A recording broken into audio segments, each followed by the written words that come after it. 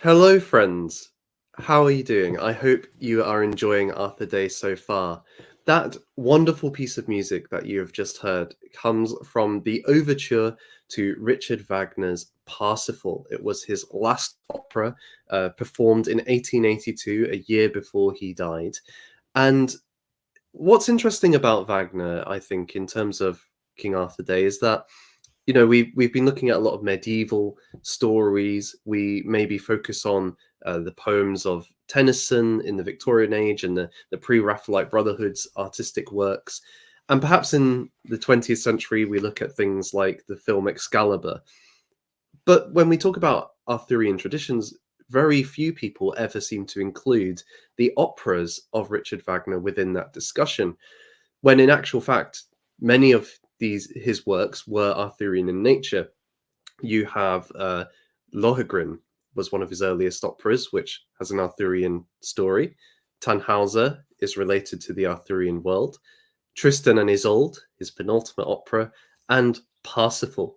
And at least the latter two are regarded by many as some of the greatest artistic works of the last 200 years, and a real contribution not only to Arthurian tradition, but more broadly. And so, in my mind, it is a something worth engaging with on this King Arthur Day, to see how Wagner reinterprets and maybe changes the Arthurian tradition to tell a new story. And with me to do that, I am delighted to be joined by somebody who was integral to the success of Wagner Day last year. It is Gifts. Hello, Gifts. How are you doing? Good. Thanks for having me again, Nathan. It is an absolute pleasure to have you back, Gifts. And just before... Wait a second. There's Mhm. a really weird echo going on. Okay. It's like it's repeating everything. Okay, I'm gonna remove you, and we'll see if Okay, I'm we'll see if that helps. Hopefully this works. What about now? Is it any better? no, it's echoing still. Okay, it sounds like it's my end then. What I'm going to do is I'm going to leave. Why don't you tell everybody about your love of Wagner and your initial impressions with Parsifal, and I'll see if I can remove this echo. Okay. I think it might be echoing me as well. Let me see. No, it's echoing me too. Sorry, guys. Do you have the YouTube stream open? Oh, you know what? Let me see if I do. I cannot believe that.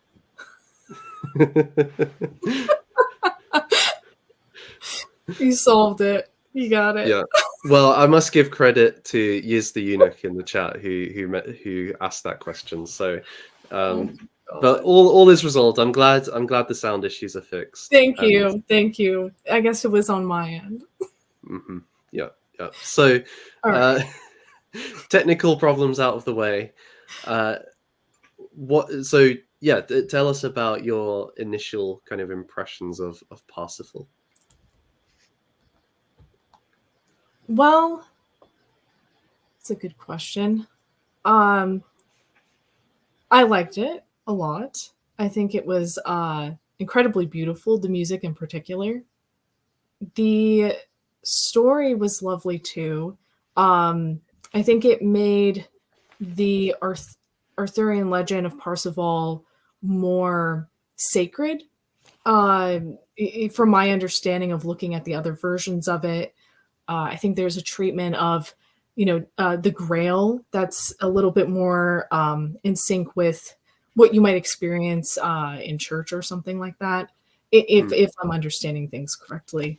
And the whole opera definitely evokes that sacred feeling throughout the whole entire thing.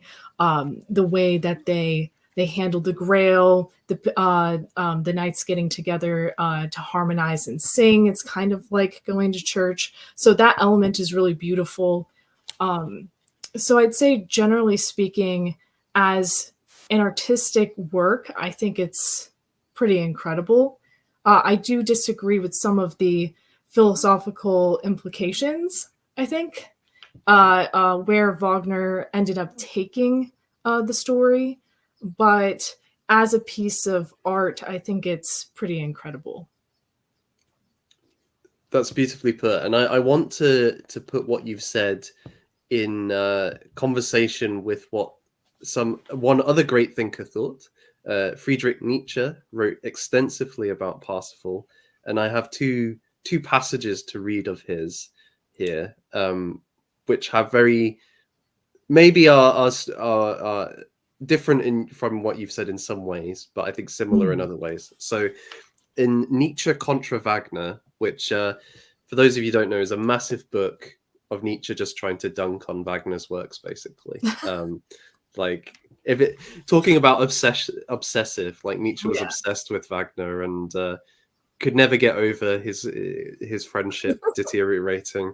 Well, we won't go into that. I won't We'll reveal Nietzsche's secrets. But he says here, what would Parsifal amount to if intended as a serious piece? Must we really see in it the abortion gone mad of a hatred of knowledge, spirit, and sensuality?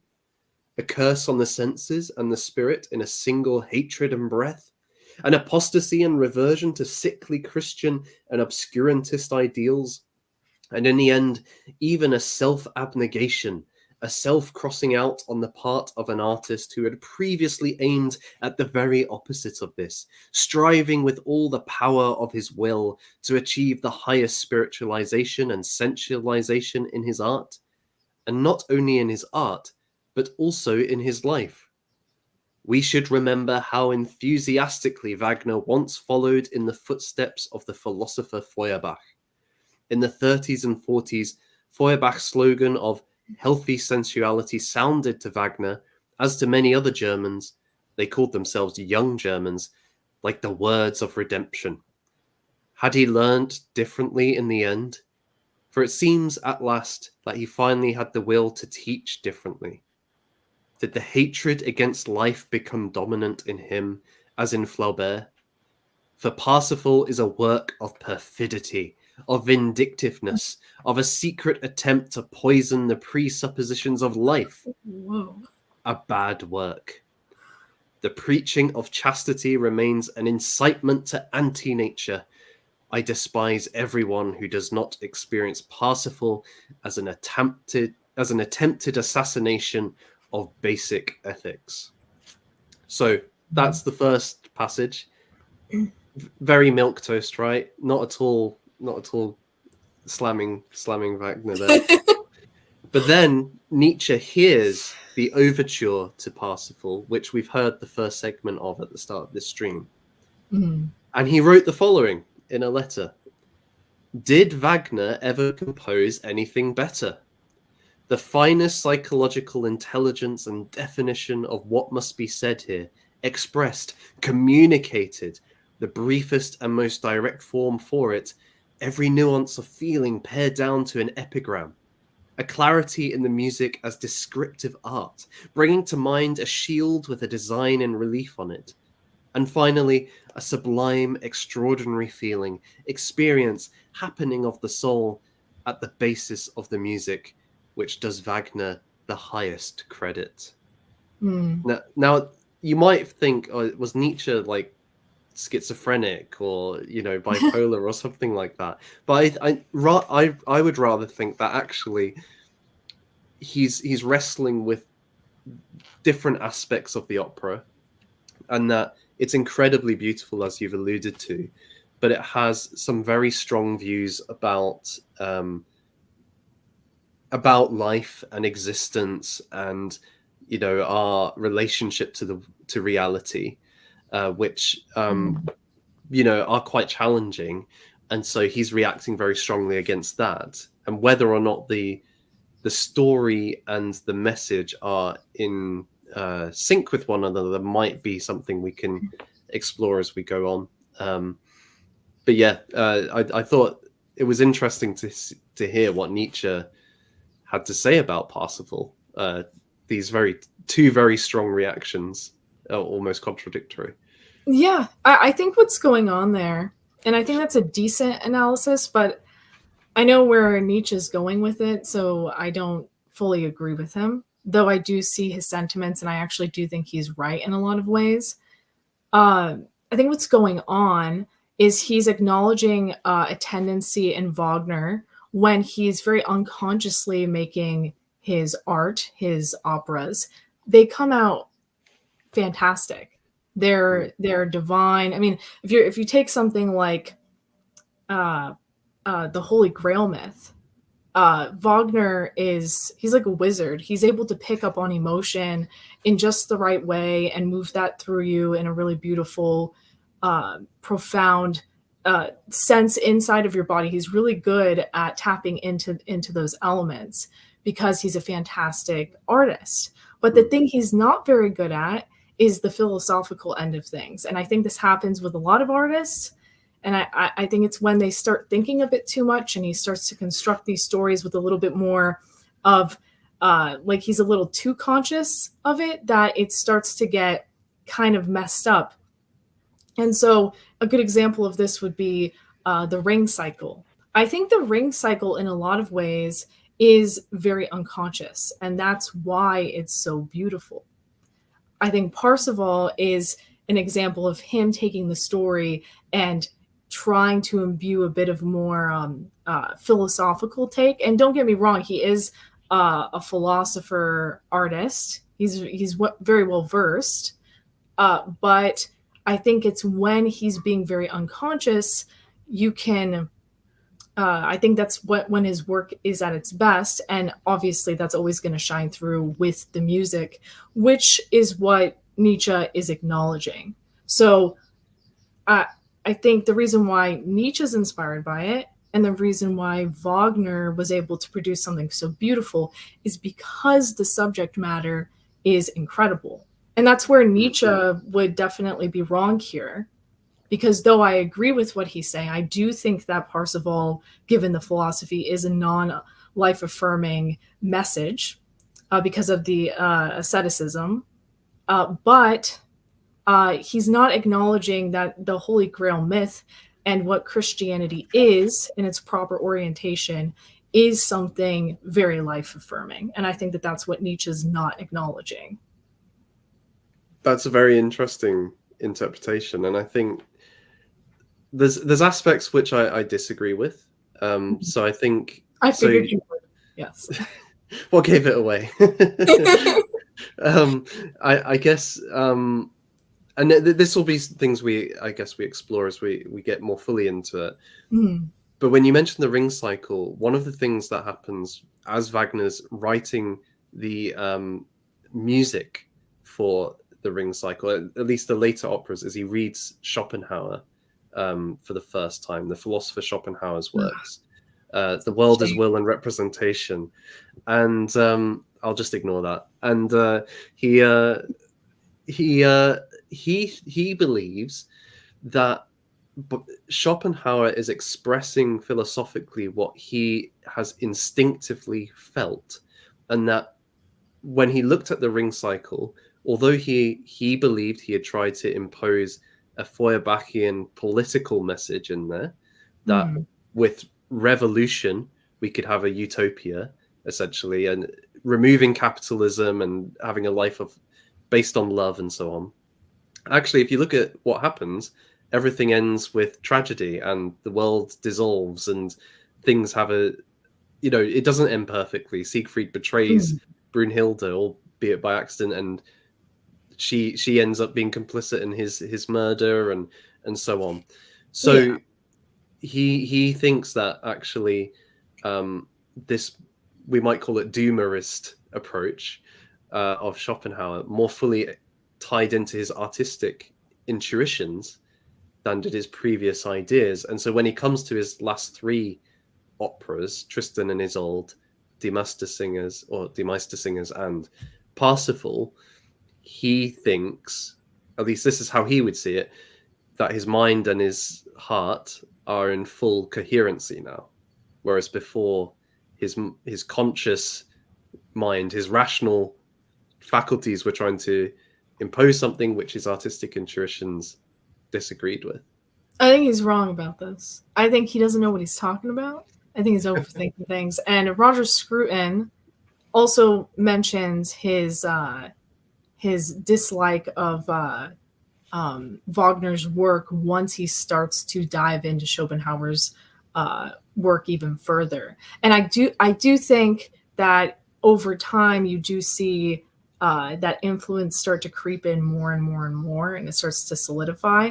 I'm not sure I totally agree that the Schopenhauerian element is quite as bad in the Ring Cycle. I still think that there's a beauty in, even though it is kind of like a doomsday, the cycle. I mean, it is a cycle, right? So everything goes back to the beginning. So it's not necessarily all over.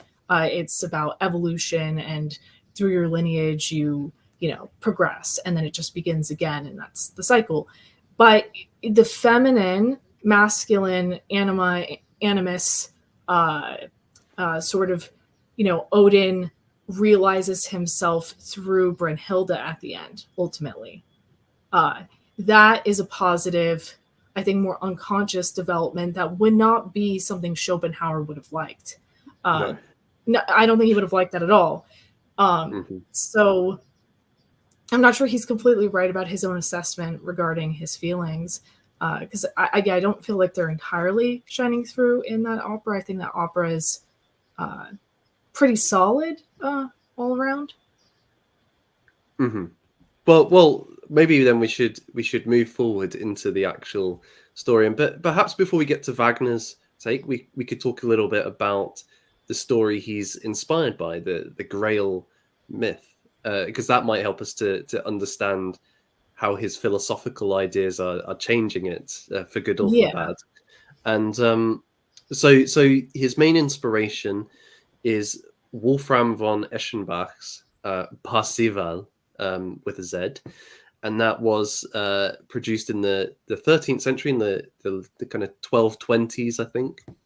It was about this time that the Arthurian romances were really taking off. Chrétien de Troyes had written several in the 1100s, the late 1100s, and they'd taken the kind of courtly world by storm. And Chrétien wrote his own version, Parsifal, which Wolfram is very inspired by. But whereas Chrétien's version is unfinished, Wolfram's is a complete story, and he brings different elements to it as well. And what's interesting about Wolfram, by way of anecdote, is he himself was a knight. So he, unlike Chrétien, who was a court poet, actually had some kind of living experience of this. Like, he was somebody who could go off on a quest. And so he's writing a story which he's living within, you might say. The basic plot of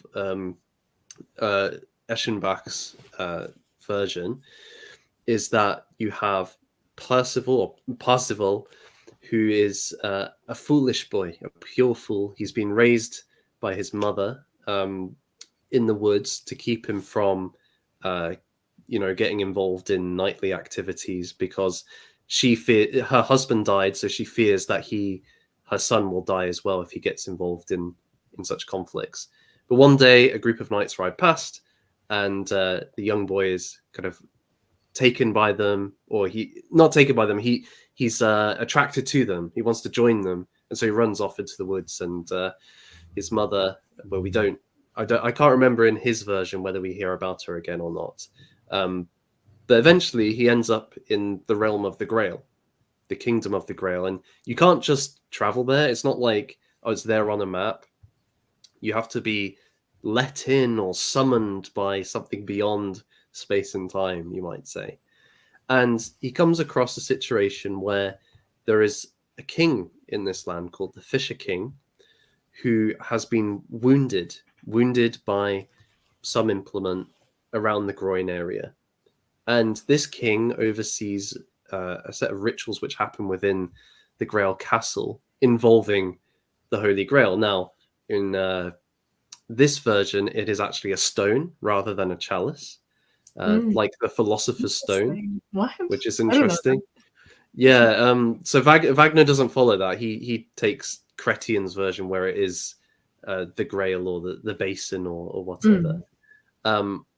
But Parsifal, he is there's this kind of weird thing where he does not ask a crucial question: who is the Grail for? At least in Chrétien's version. I'm not sure about Wolfram's, but I think it's still there. And as a consequence, he is cast out, and the king is not healed. And he's told later on, if you had asked the question, who is the Grail for, it would have healed the Fisher King, and thus brought healing to the wasteland which surrounds the Fisher King's castle. So he has to then embark again on this quest for the Grail. But of course, you can't just get into the Grail castle. You can't just find it. And through years of wandering, filled with contrition and repentance, he eventually returns to the Grail castle, restores the king, restores the land, and it's happy ever after. You know, that's Wolfram's version in a very short nutshell.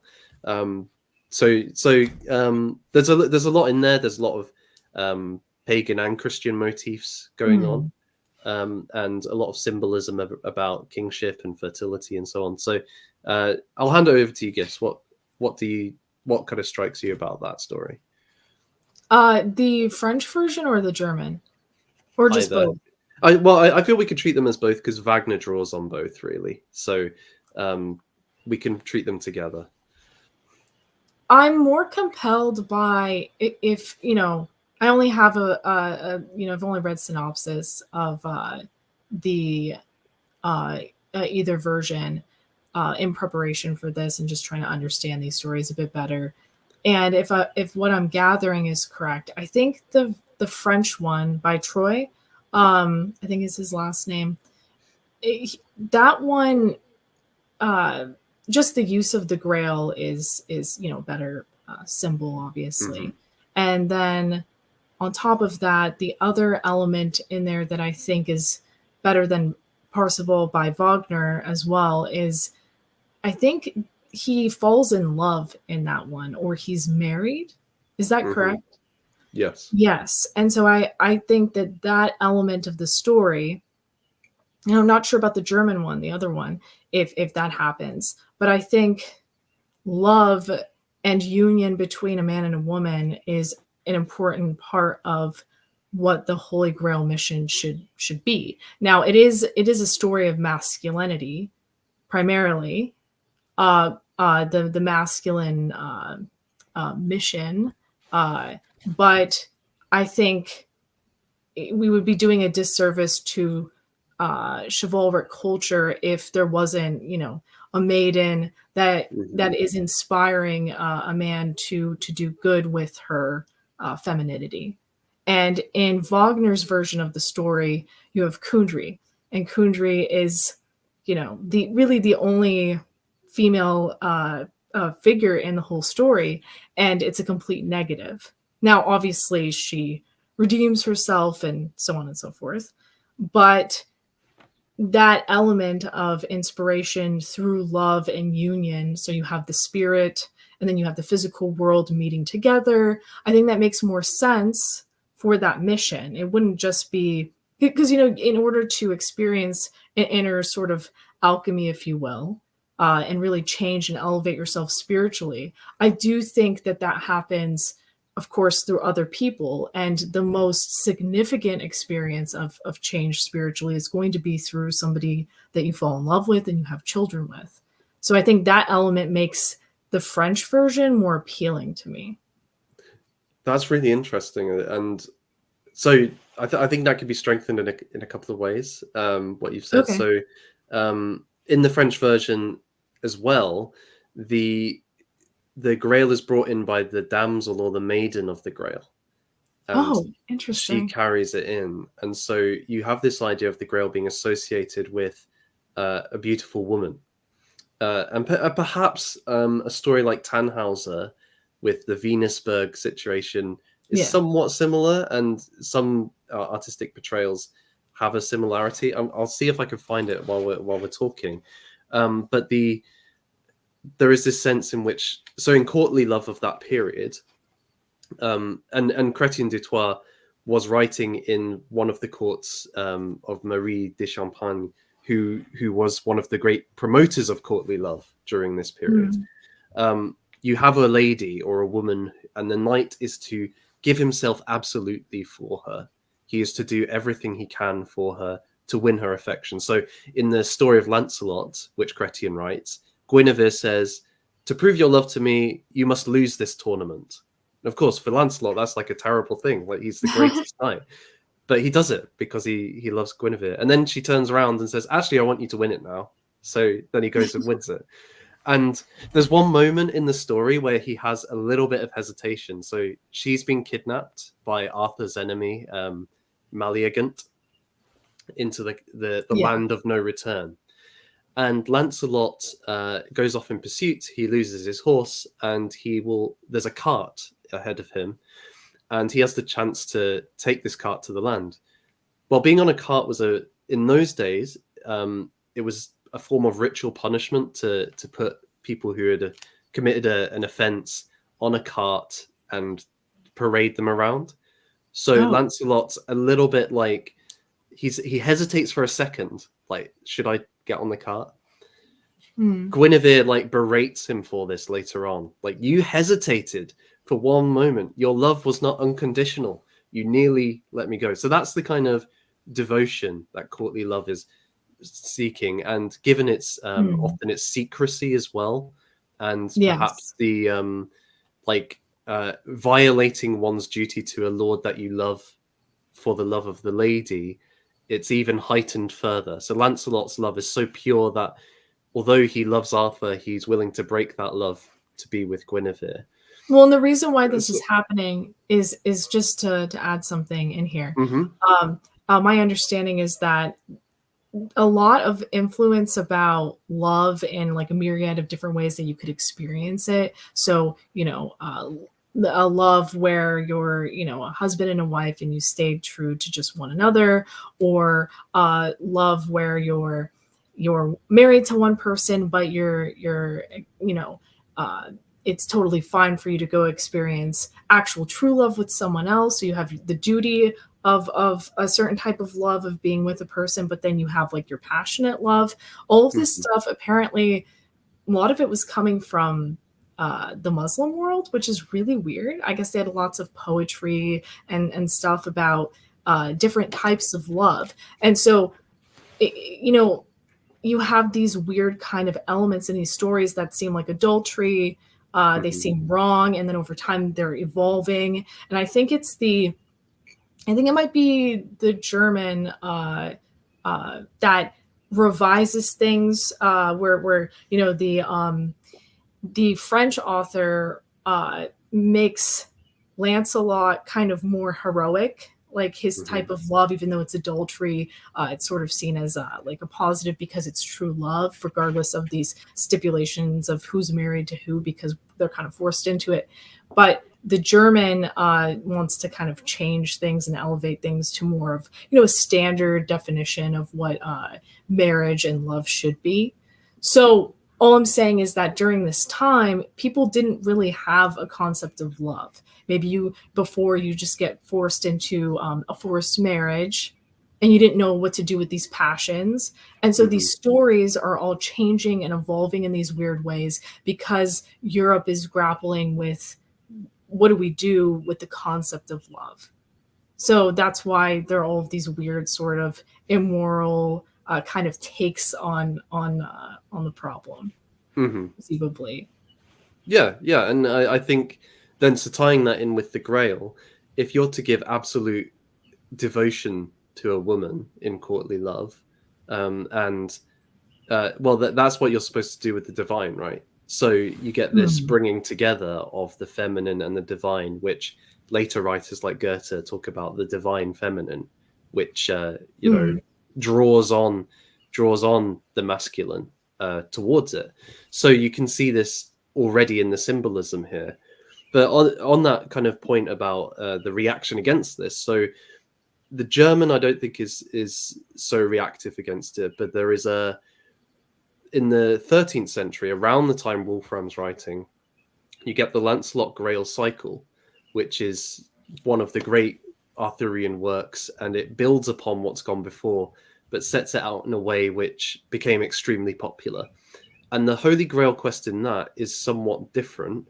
It's probably written by a monk, a Cistercian monk, who Interesting. basically, um, how would I put it? So if you're supposed to give all your devotion to the woman, but this is also what you're supposed to do with the divine, you can either see it's complementing, so this what we've been suggesting, or you can see it's competitive. Does your devotion to this woman take away your absolute devotion to God? And so this monk says, yes, that is the problem here. And so we have, rather than Parsifal achieving the Grail, it is Galahad, the pure and chaste Galahad, who is Yes, that's essentially right. the Knights Templar achieving the Grail quest. And his father, Lancelot, who, although he repents of his adultery, never fully achieves it because he's stained in some way. And I And wait, wonder, what's the time period that this monk is writing this version of the story? the 13th century. Okay, so what would be going on during that time period? Is that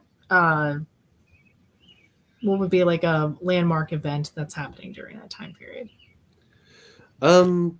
Well, I mean, you've just had a few of the Crusades during that period, That's fascinating because and the Knights Templar are definitely a big influence upon how he sees what the Knights of the Round Table should be. okay, And that's exactly yeah, what I thought because hmm basically during this time period there's a power struggle between the church and the dynasties of Europe. And the hmm reason why I think the French version is more on track, it's more on the right track with what the Holy Grail would have been, is because a lot of the etymology and a lot of the original tales of a Holy Grail uh, seem to come from France. There's a hmm lot of research that have done behind this, and it's a lot of it's there because a lot of these kings and queens that were rising up began there claiming to be descendants of Jesus Christ and stuff like that. And so this fixation on the woman, it's not necessarily the case. I think what it is that because femininity was elevated via the Virgin Mary, or figure like that, that the woman was supposed to act in a divine good manner that would inspire the man. It wasn't just for the sake of obsessing and simping for some female. She was supposed to do her part. Instead of using her sexuality to bewitch you, she would use it to get you to do something higher and more noble, but more importantly to procure the bloodline. So that would have been important to royalty that are competing with the church. So of hmm course the church and a monk is not going to appreciate this bloodline aspect of the story. They're going to want to make it more conceptual, and I think that that's really the beginning of the end. And Evola talks about this. He actually mentions that right around that time period, the Crusades conclude with the knights being burnt, hmm their holy rituals being changed significantly. And then right after this period, the power shifts to the church, and then you get the Renaissance, and that is very left brain thinking. It's taking, that's the reemergence of Plato and Socrates and all of that stuff, and then you get the scientific revolution. Anyway, the point is that there's sort of this interest in procuring the bloodline and seeing the Holy Grail mission as being that, but also hmm being divine and kind of racially connected. But yeah, this pivot that they're doing where there's a little bit of asceticism in there, I think just totally and completely misses the point of the whole mission. It's not well rounded anymore. It's not all encompassing. It's gutted of its spirituality, quite ironically. So I'll restrain myself from defending it too much, but I think if you want to find out more, guys, I did a video on the French quest for the Holy Grail from this Lancelot Grail cycle, which goes into the Templar mysticism in it. So I'll redirect folks to look there if they want to find out more about that. But two things I think that can build upon what you've just said there. One is that, so you mentioned Mary, the Virgin Mary, Mother of God, and what is the Grail? I mean, there's I'll talk about the pagan kind of aspect in a second, but in the Christian conception, it is the cup which contains the blood of Christ, transformed wine into blood at the Last Supper, but then also the blood from the crucifixion. And this is from Robert de Boron's treatment of the Grail and the story of how Joseph of Arimathea brings it to Glastonbury and so on. And that he introduces that to the legend, and that becomes a kind of staple part in Christendom. Well, so the cup brings you Christ and communion with God, essentially. Well, what does Mary do? She brings Christ. So you automatically have a resonance between the chalice and with Mary. But then the kind of pagan roots, and it does seem that there's a lot of there are Celtic legends which talk about cauldrons, which Arthur and his men raid the fairy underworld for, which produce great food and sustenance for immortality and so on. But these two seem to point towards something else, or something even deeper. And Jesse Weston wrote a book in the 1920s. I think it's called From Ritual to Romance, which is a great title for a book. And she, and it was really influential. T.S. Eliot's The Wasteland is heavily influenced by this book, as is the movie Excalibur, which we'll be talking about later. But what she argues is that the story really is about the Fisher King. The stuff about Parsifal, in a way, is an add-on. And certainly she agrees with you about Galahad being a total corruption of the story, or the focus of it. For her, it's actually based in nature rituals which would have been performed. If you think about the focus on the Fisher King, he's a wounded king. His land is thus a wasteland. He's often wounded in the groin area, so it's to do with fertility. Yep, the idea is that he's infertile, but in Wagner's version, that's not what it is. He's just experiencing a spiritual affliction by sexual degeneracy. But yeah, my understanding is that that's what the infliction truly is infertility. It's infertility, yes, and so the land dies as a consequence of this, and he is no longer able to perform his function as king and as the pontifex, the bridge between the sacred and the mundane world. But then he is healed, and this brings healing to the land once more. And by suggestion, I suppose, he is fertile again and can have an heir who carries on the tradition. And so these nature rituals would have had some kind of similar focus or theme, where there'd be some kind of grail vessel or object which would bring a sense of healing to the monarch, which would then restore the community or land. So you could see this as a kind of tied in with like the natural cycles with the seasons, and praying for a good harvest and that kind of stuff. Jacko Green and barleycorn kings and all that kind of stuff.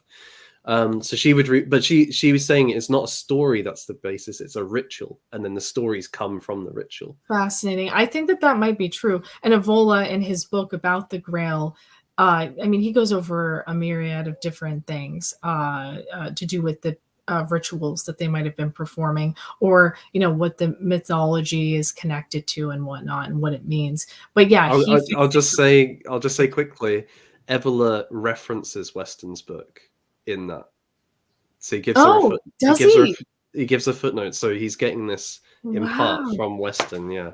Very interesting. But sorry, Gifts, go on.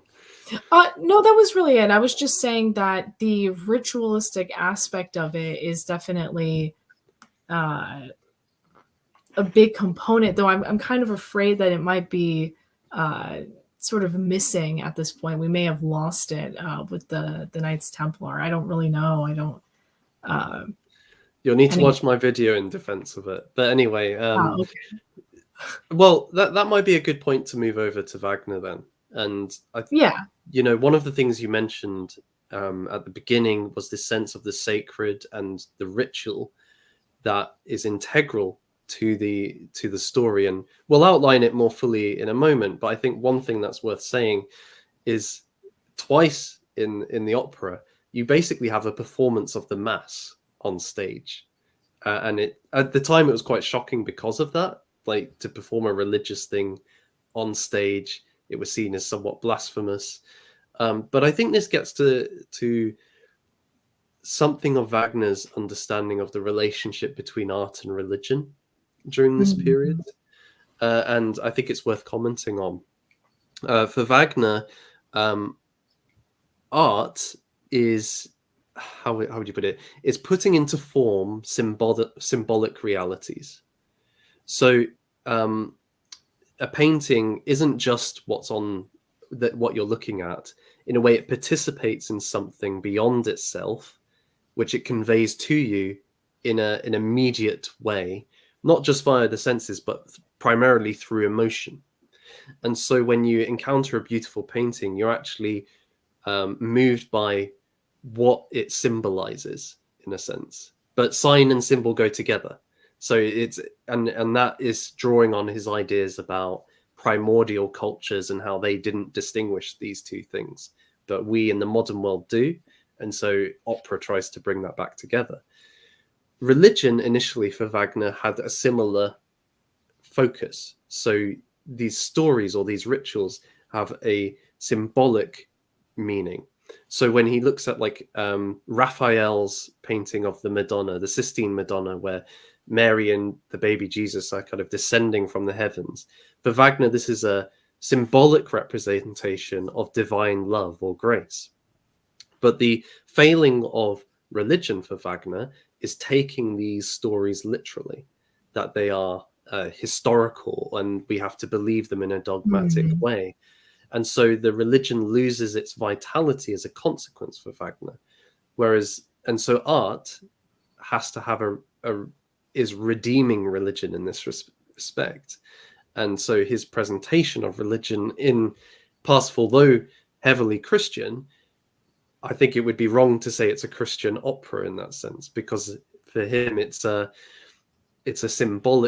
symbolic of a deeper reality, you might say, than the literal what's going on. And so I think what he achieves with the mass on stage is trying to reinvigorate this sense of symbolic sacredness, you might say.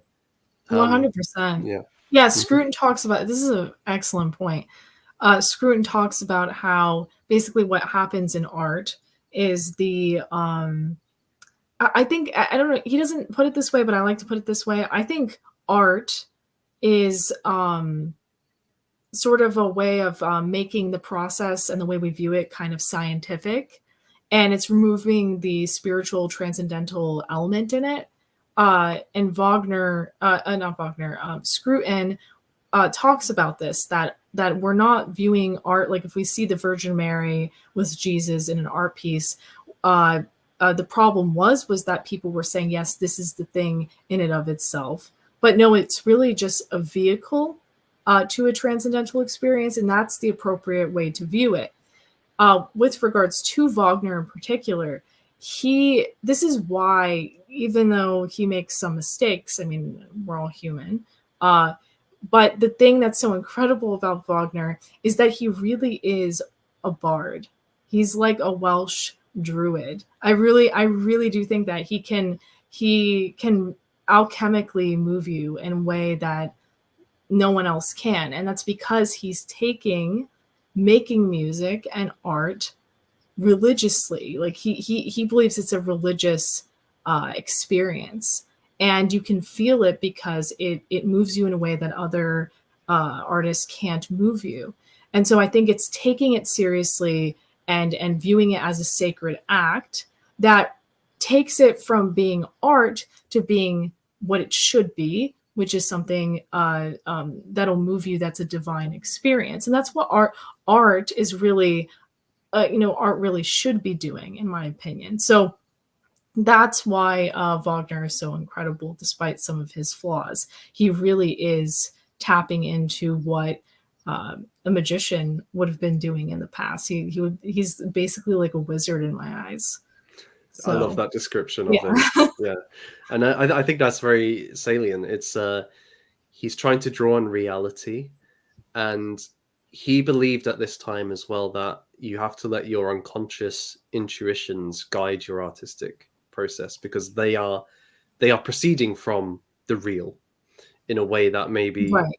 contrived thought, which we you're seeing in tension with his intuitions in some respects, um, closes down, and so you get that within the music. I think that's the key. The music proceeds from intuition, proceeds from instinct, these kind of welling up within his mind that he then embraces and follows and treats with a degree of reverence and brilliance, and that translates then to the audience as well. And I think one thing I think is quite notable about Parsifal in this respect, compared to maybe some of the other operas, is it has a kind of gentle beauty to it, but Mm, also yes. with great intensity and emotion at points. But there's a but with the Grail as well, there's a kind of, you feel like you're entering into a holy space through the music in a way that I think like the Ring Cycle and Tristan and Isolde have a very different feel to me, but they're also very powerful musically and emotionally. Mm. Yeah. Well said. Just before I forget, I did find that painting I was looking for by John Okay. Collier, Tannhauser at Venusberg, and I thought, in a Yeah, it's way, great like work. it looked like if you exchanged the flowers for the Grail, you wouldn't think anything of it really. You would think, oh yeah, this Mm. is a Grail depiction. So I thought this is an illustration of what you were saying about the feminine and the Grail being tied together in this way. Of course, Tannhauser does reject her in the end. Mm. So base Tannhauser. No, I'm joking, Gis. Don't worry. But Oh, yeah, wait, so we should.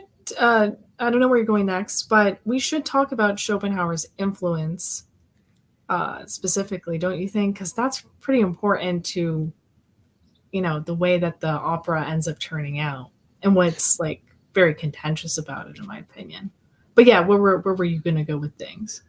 well, we can do that now, and then we can get into the details of the opera itself after that. So, Mm. I guess how to begin with Schopenhauer. His vision is huge, but I Well, think there's go ahead, Gis. yeah, where to begin? So I basically, I'm just going to start off from a point of criticism, and I actually think that Nietzsche actually has a pretty good criticism of Schopenhauer's work. So maybe if you want to lay out the basic idea, then I'll be the one to kind Yes. of chatter it. Okay. Okay. I'm struggling not to remove you from this video, but yeah. So at root, I think there's two fundamental principles in Schopenhauer, or ideas, which get taken over into Wagner in different respects. One of them is to do with epistemology. And for Schopenhauer, following Kant, all of our experience is mediated by our faculties, not just our sensory faculties, but our conceptual faculties. We experience the world through space, time, and causation. But this is just then the world of appearance, the world as it appears as mediated through these faculties. It doesn't reflect the world as it is in itself for Kant and Schopenhauer. And so Schopenhauer goes an extra step and says, actually, the world we experience is an illusion in many respects. And the world as it truly is one unified reality, which he goes on to describe as the will, or we might say energy might be closer. That's what some of the kind of great Schopenhauer experts say. And that ties into the kind of second point. The will is what we experience inside of us. It's our drive to life, to survive, to flourish, to have children. It's the desire to survive, essentially, and to build upon that. But that is, for Schopenhauer, the source of suffering. Why? Well, when we seek to attain something and we don't have it, we feel dissatisfied, we feel in pain through that. But it also brings us into conflict with others who have the will to life, the will to survive.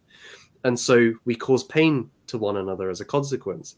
Schopenhauer sees this world as one filled with suffering, pain, death, torment. He sees it as an awful place. And actually, existence is a bad thing, that it would be better to die, to be dissolved, to no longer suffer with desire. And in a sense, you might say return to the one. You might put it that way. I'm not sure it quite works like that, but you could put it that way.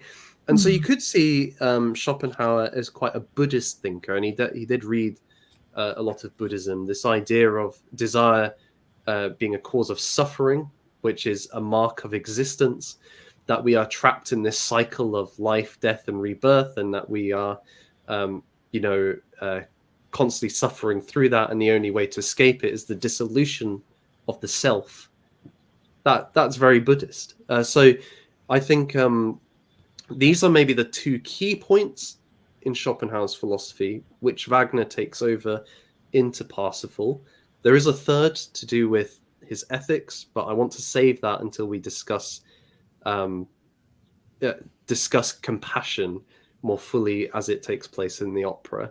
Yeah. So, I mean, is that a fair description, Gifts? And if so, yeah. feel that free was to... it. Yeah, that's a really good analysis. That's a good breakdown of things. And honestly, that's kind of what Parsifal becomes. The story is basically what Nathan just described. And a nice happy story. And, right. And so something, this is a really complicated thing that I'm going to explain right now. I'm going to try my best to explain it. So the reason why Nietzsche has a problem with Schopenhauer's philosophy, and I take lots of issue with Nietzsche, but I do think he's correct here, is he sees Schopenhauer's perspective as being sort of the ultimate conclusion from Socrates and Plato through Christianity.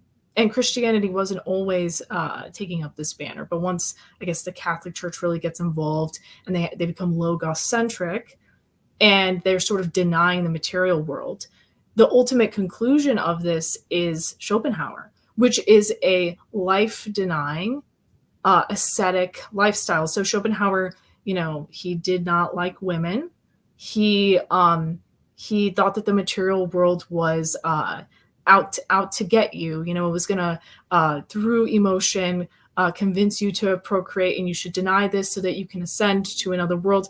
And honestly, this is what Christianity eventually ends up becoming. And so Nietzsche oftentimes gets conflated with Schopenhauer because he accepts the idea of the will. But the will is a really interesting thing that's developed, that's understood by Schopenhauer. And he doesn't seem to be wrong about that. There is this drive, evolutionary drive, whatever you want to call it, that we all have to live.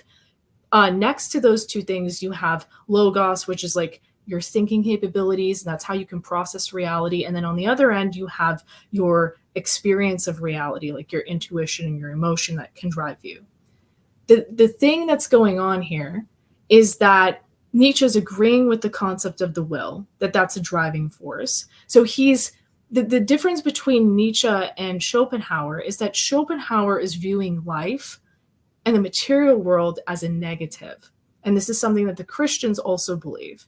But by the time you get to Schopenhauer, it's this perspective, but with no God whatsoever. So basically you die, and then there's just nothingness, and you return to the will. And the will is basically nothingness.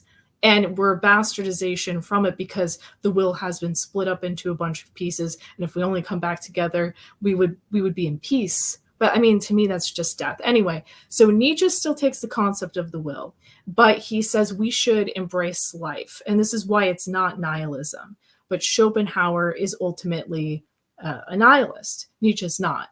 Now, I have my problems with Nietzsche, but the thing to take away from all of this is that basically Christianity, since I guess you could say Socrates' influence, this would be post-Socratic influence, it has this, and you'll see this in conclusion with Descartes, he kind of has the same conclusion that Schopenhauer has about the material world being a facade, being fake. And this is something that comes from like the world of forms that Plato discusses. What happens is that there's basically a denial of your sense perception because you can be deceived by it. And so to see the world, the material world, as something evil is something that we've really come to embrace as a culture.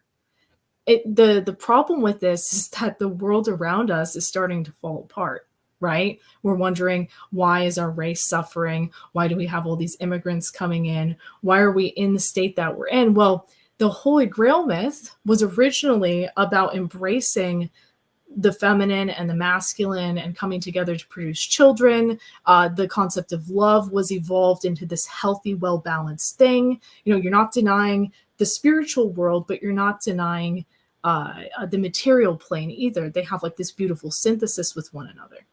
But by the time you get to Schopenhauer and Wagner's version of the story, you're removing the physical element. And you can see how that might be problematic. Now, this will be my last thing I say. Nietzsche, I think, is still wrong because he's actually denying the divine, and that would be his issue. He basically goes in the complete opposite direction of Schopenhauer and is like, well, let's just, basically be beast and just like take on, deny this higher elevated self and just, give into our desires. And I think that that's wrong too. But just to philosophically explain what's happening here and why we're having this issue, why there's this disagreement, and why these two stories of the Grail in the past, the way it was depicted versus the way Wagner's describing it, why there's that philosophical difference. It's because you have this conflict with, do we trust the material world as being real? Do we accept it? Do we accept that we can learn through our emotions? Can we trust our emotions to be true to guide us towards the truth? And that's the thing that's kind of up for debate. And Nietzsche's saying, let's go full force into it and ignore this other element that Christianity has developed. I think it's a balance between the two, but Schopenhauer would be on the end of, let's just abandon the physical world. And I think that that's wrong. So that's why I don't like this new version of the Holy Grail story. I think it's not balanced. So yeah, that's my long-winded explanation. I hope that made sense. But it's basically just, do we trust the material world? Do we embrace an ascetic lifestyle and just like blast off into the atmosphere and just, never come back? And I just think that that's not what it was about. And clearly the world is not in a better place when we just kind of live with that ideal that we're aspiring to and, hate existence. I mean, this will be my last point. Didn't God create this world that we're in? Like, if you believe that there's one God, isn't it kind of illogical to believe that he created an evil world? That doesn't exactly make sense. Because then you have to believe in the devil. And that's what Schopenhauer and Descartes say, is that you're basically being deceived by the devil. Something's deceiving you into staying in this material world. I don't like that. Even as a Christian, I find that to be kind of odd. But anyway, Nathan, what do you think of that issue? Yeah, the way you put it, the contrast between Schopenhauer and Nietzsche was very well said, and I think it really put the issue sharply on the point. Do we affirm life or we deny life? Mm. Um, I think also as well the point about neither of these men believed in the divine. They maybe Schopenhauer believes in the noumenal, but it's not a divine noumenal. If anything, he hates it because it's the source of all the suffering. So he hates existence. He hates everything in existence, Yeah. and so it's a total denial of life. Whereas Nietzsche embraces it and says, actually, the struggle is worthwhile doing, and that is a very powerful idea. And I think actually one of the things I was thinking about with King Arthur, why does it appeal so much to us? In part because it incorporates the rise and fall of a great king. It is a kind of Greek tragedy in the Nietzschean sense, in many ways. So I Yeah. think it does have that. That is a much more compelling vision. But I think Wagner. What's interesting about what you've just said is I can see in some ways he's very heavily on the Schopenhauerian side, but then the Mm. inclusion of these rituals and the kind of redemption at the end of Parsifal suggests to me a rather different message than Schopenhauer's, even if Wagner didn't intend it. Um, it's Okay. Tell me. well, so the rituals themselves give this sense of the sacred and divine. And although Schopenhauer admitted a place for religion as a symbolic thing, it's difficult to see how something with which conveys such beauty and peace and kind of, I wouldn't say energy, but a kind of heightened existence, you might say, Mm. could be so antithetical to existence itself. It feels like the actual um, ritual is pro life in that respect. Uh, Mm. Okay. maybe an unfortunate term, but support Oh, affirming life, thank you. affirming life. That's what I mean.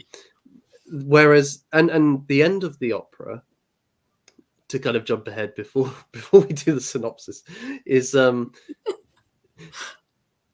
basically all the heroes, like all the characters, get healed, and there is restoration to the community and to the kingdom. So it's not a, oh, we're going to now disappear into the afterlife, although one character does. In general, it's okay, now we can have our existence renewed and we can go on living in this world because we are fulfilled now. So in many ways, I whether or not that is totally one way or another, I'm not sure, but I feel like it doesn't sit so easily with Schopenhauer or with Nietzsche, the opera Well, itself.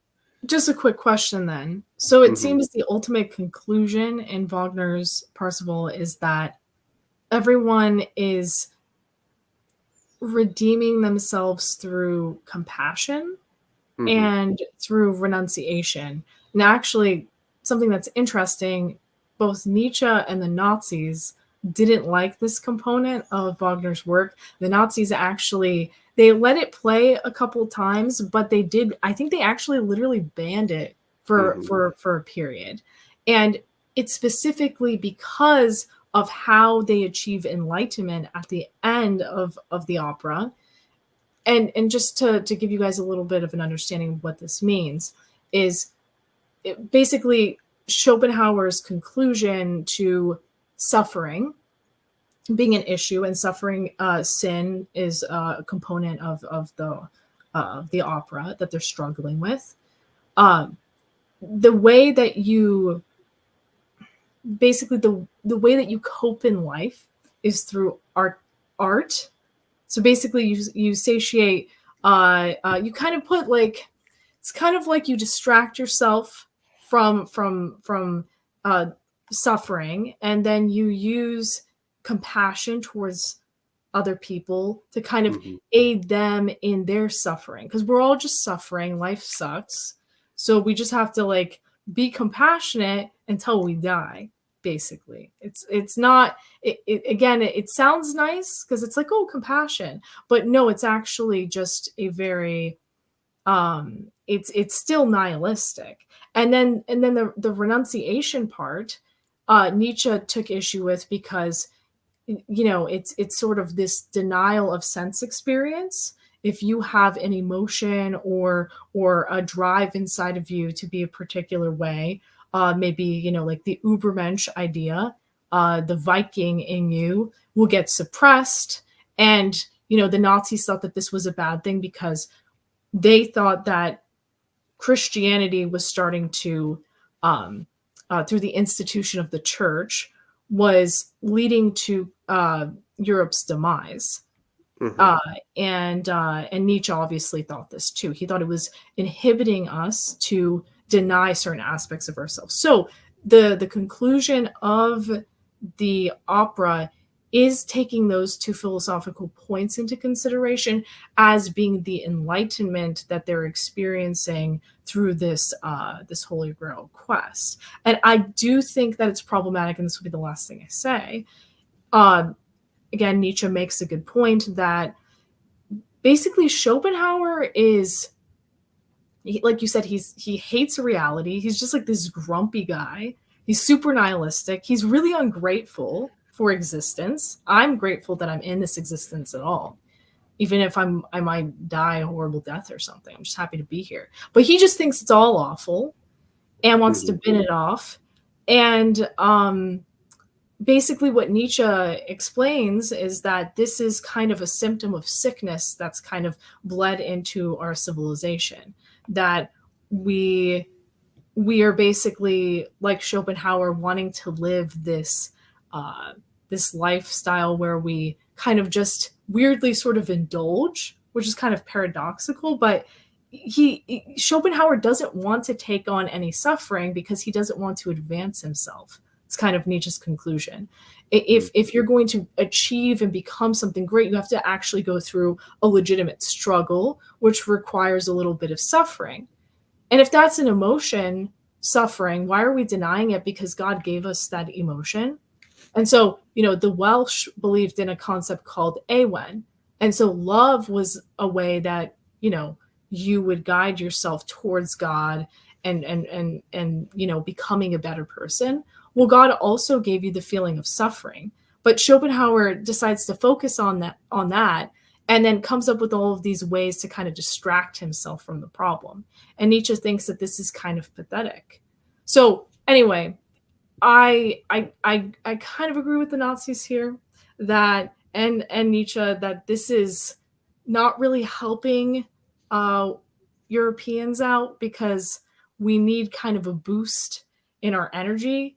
We need to start trusting our bodies a bit more and leaning into our power, because this compassion that we're giving is kind of bringing us all down to the lowest common denominator. I mean, Schopenhauer's worldview at the end of the day is kind of it's liberalism. It's egalitarianist. It's universalist. And that's what, the church basically has become. Oh, well, everybody can take part in this thing, and it's like, well, maybe not. Maybe some people are more uniquely qualified to rule than others. Anyway. I think I think you had a lot of good points there, but I think that last point there, I think is a bit unfair to Schopenhauer. I wouldn't call anybody a liberal if I didn't mean it. I think he kind of is. I think he's not liberal, but I'm just saying this fixation on compassion.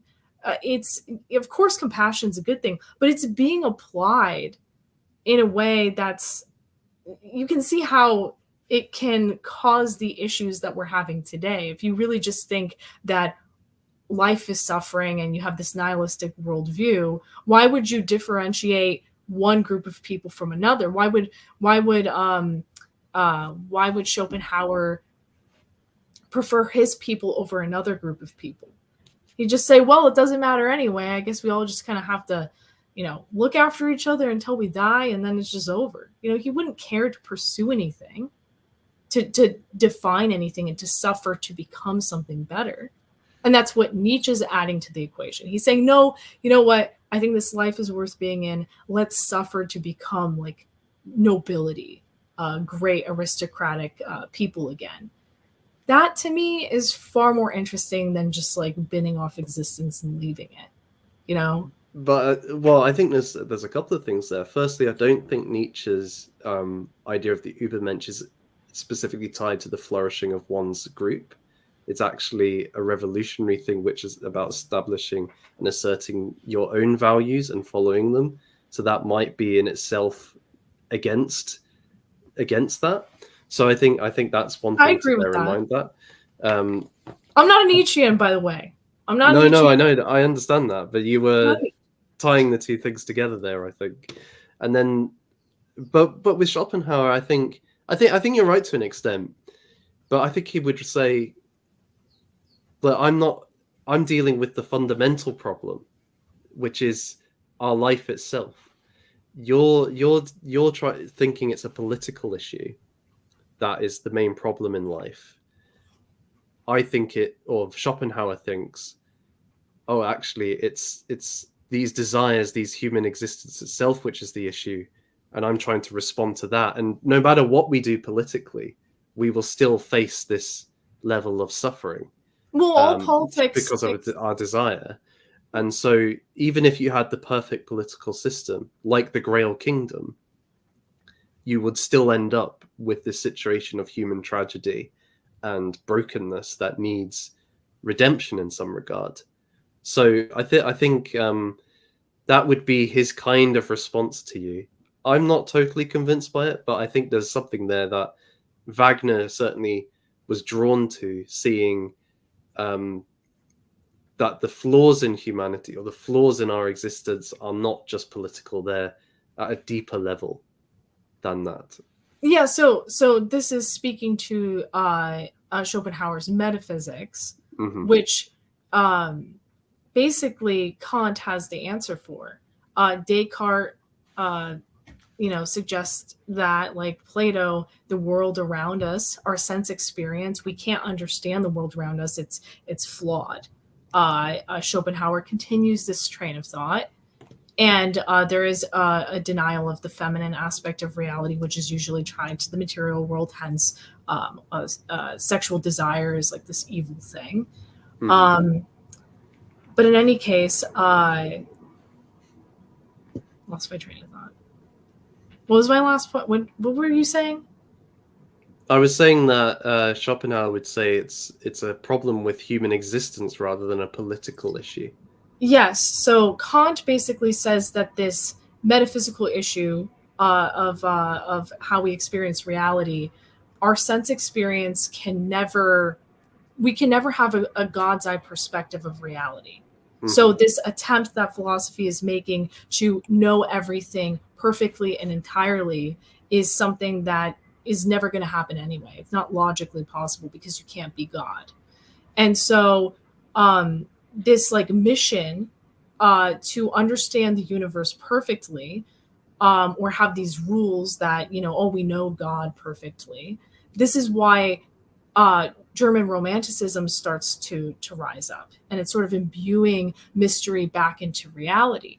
And so tying this back around to the issue, the problem is that Schopenhauer wants to live in a world, and his metaphysics reflects this, in a world where he has all the answers.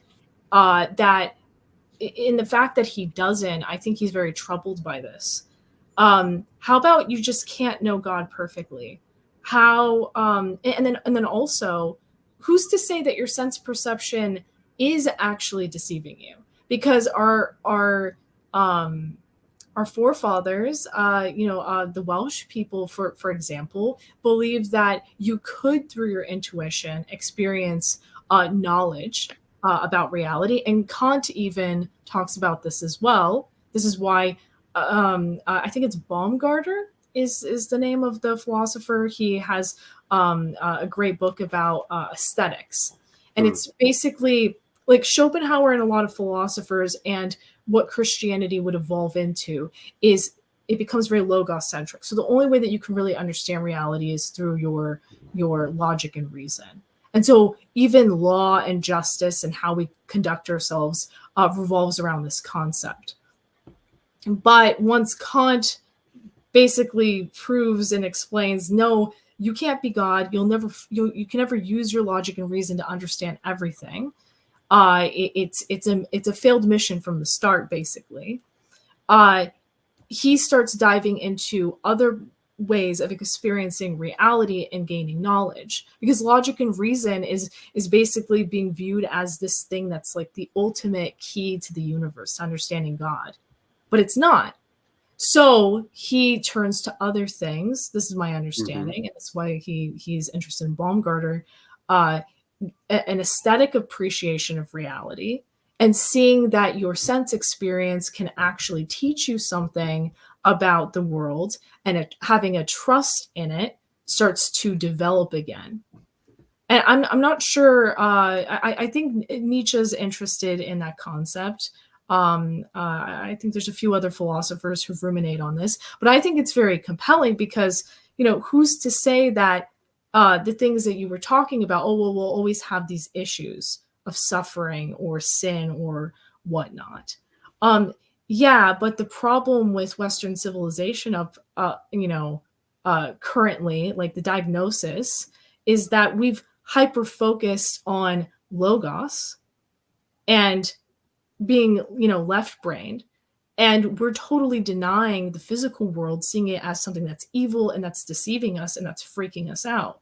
When, if we believe in one God, then we should accept that we can actually gain knowledge through our experience of reality. So the problem is that Schopenhauer, what I'm trying to say is, sure, I understand where he'd be coming from, because I think he would say what you just said.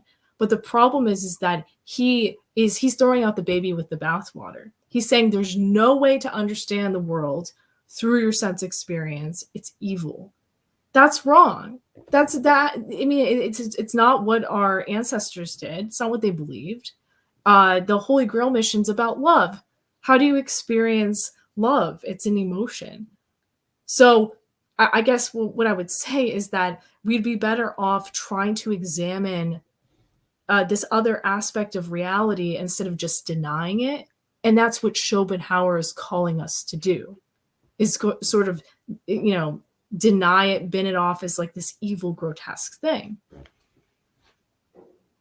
So, well, I think that might be a good point to actually dive into some of the examples we see within the opera itself. Yeah. So I think in terms of desire being a cause of suffering, Amfortas is probably, him and Klingsor are the two primary examples. I'll start with Klingsor because that explains Amfortas. So Klingsor was a man who wanted to join the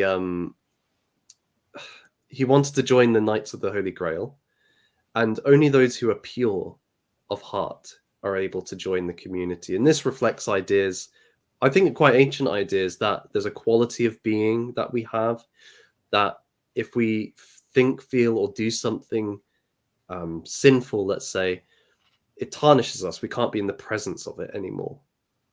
You see that with Oedipus, right? Even though he didn't know what he was doing was evil, because he did those things, he's cast out of the community. He just can't be there anymore. Klingsor isn't allowed to join because he is a lustful man. And so to try and overcome this, he castrates himself.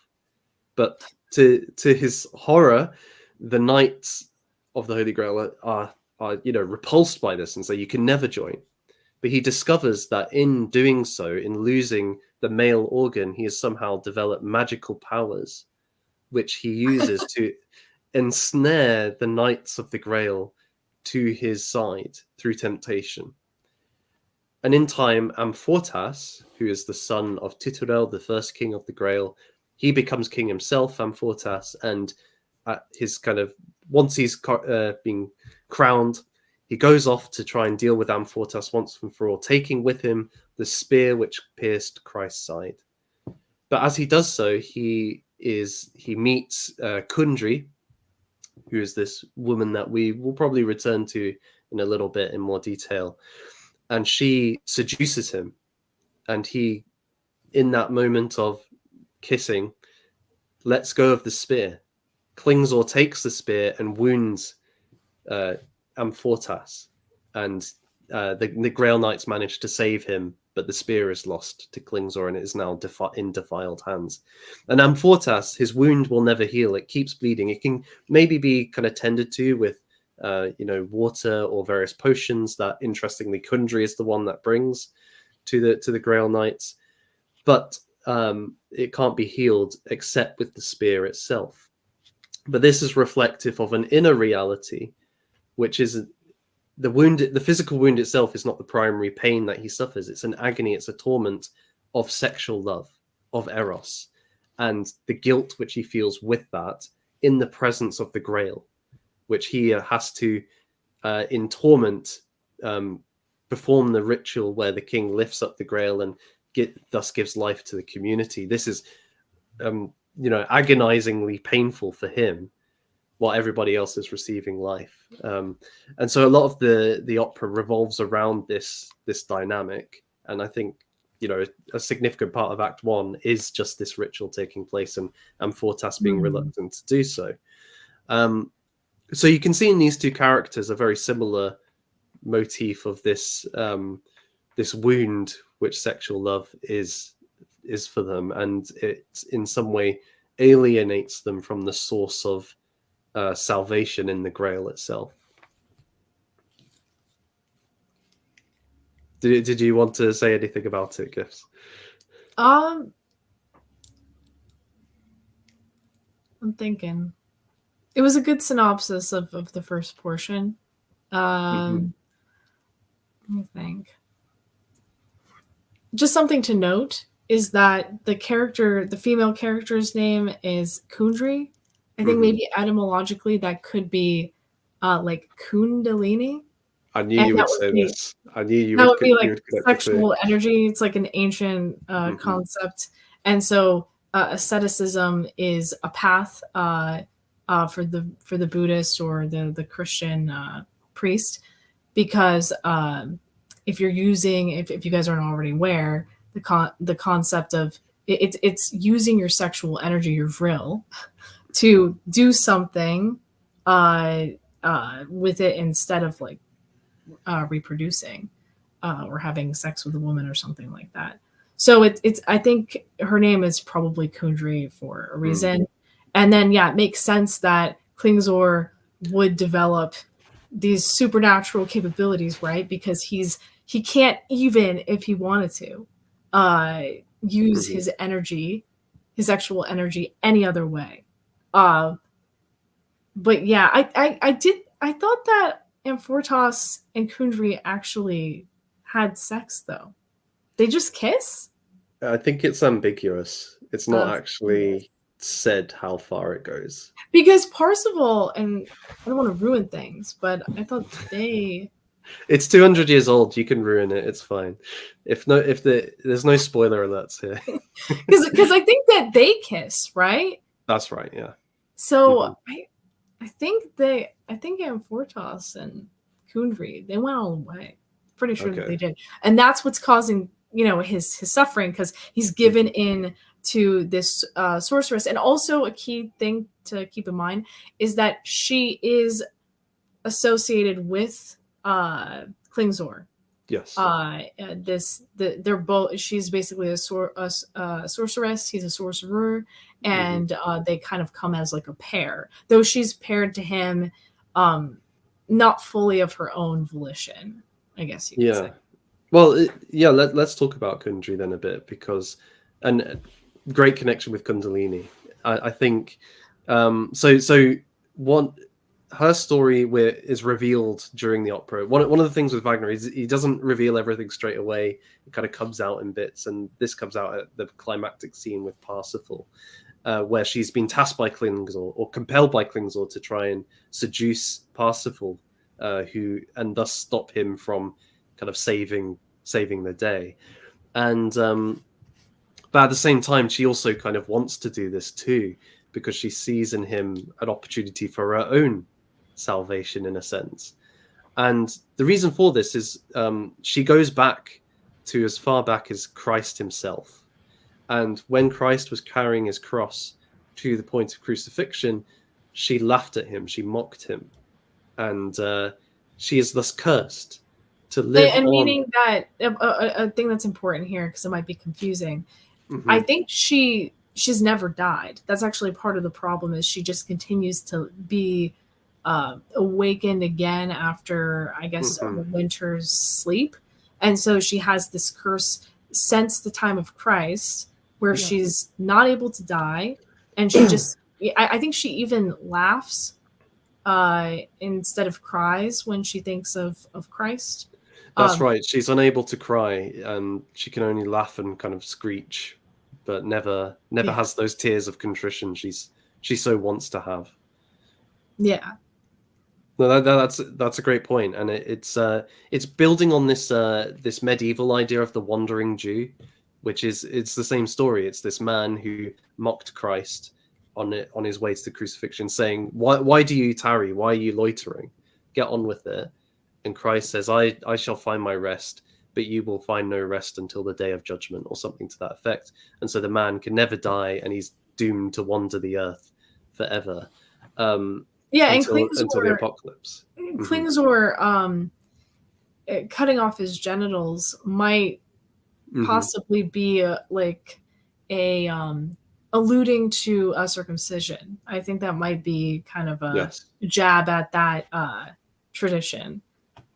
Well, no, I mean, I think there's a very strong case to say that Klingsor is comparable to Wagner's conception of Jewishness in its worst manifestation. Definitely. He's quite similar to Alberic from using the feminine, abusing it, controlling, seeing things as property and trying to gain them for himself. So he doesn't actually want the spear and the Grail for their life-giving benefits.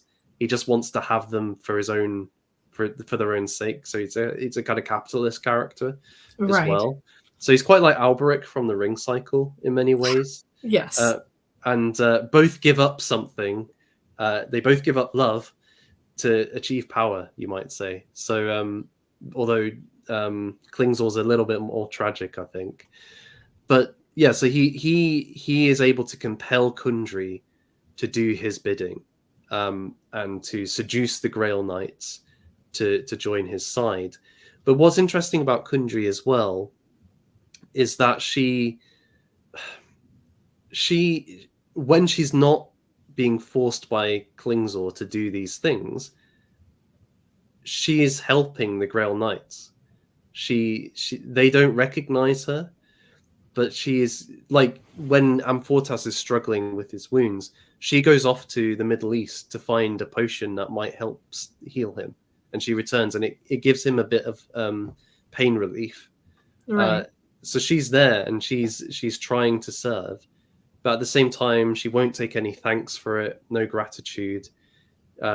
She's a very conflicted character at that point, and it's a combination of guilt, I suppose, but also she's a victim of her nature. Whatever she is, she's I don't think she necessarily wants to be working for Klingsor. She just kind of is entrapped by the curse and is kind of forced into it. In a lot of ways. Yeah. And in that respect, then, I think she's the perfect encapsulation of Schopenhauer's view of life, that we are trapped in this, that we have to go on suffering. And if you believed in reincarnation like a Buddhist, then you're trapped in this cycle forever.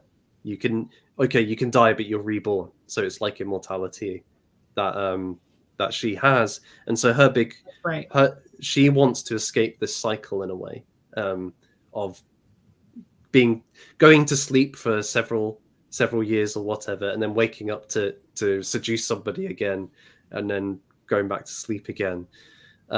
She wants relief from that. So she thinks she can get this in Parsifal. And Parsifal is described as the pure fool.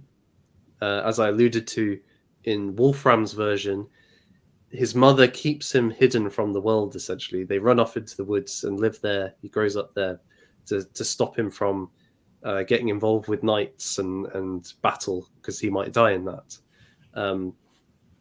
But before I go on in describing Parsifal, what do you make of that, Gifts? Because I have lots of thoughts about that, but I'm interested in your interpretation. About what in particular? His mother trying to His keep him back. mother longhousing him. Mm. Uh, okay.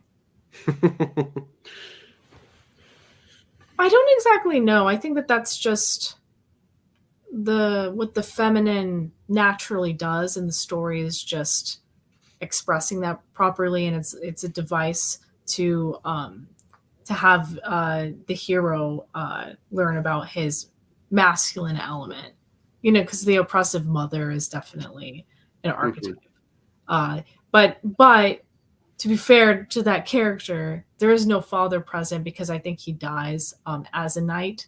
And Yes. so because she has this scar of losing the person that she loves, she has this son, she's been widowed, she wants to hold on to him and protect him. But yeah, I do think I think it's just something true to life, and just an experience that so many men go through. And so I think it illustrates, from what I know of the story, I think it illustrates that journey pretty well. So I think that's needed for him to really experience this massive change and really become a man. He has to let go of the controlling mother. Uh, Not that she's like an evil mother, but she just has this wound. And yeah, I don't think she's evil or anything. I think she's just doing See, her best. I think in some ways you could also interpret her as a version of Schopenhauer that you were describing earlier. She keeps him from the world. He has really no desires until he sees these knights, and then he has this desire to go off with them, and that is the cause of the story. So, and throughout, like Gurneman's this kind of wise old knight, he tells Parsifal, you know, she was a good mother, and like she's never condemned in the opera for doing what she did. So part of me wonders, like, is Oh, she like a peak Schopenhauerian? Like, she may. And that's what I was saying. That, like, what is the longhouse at the end of the day?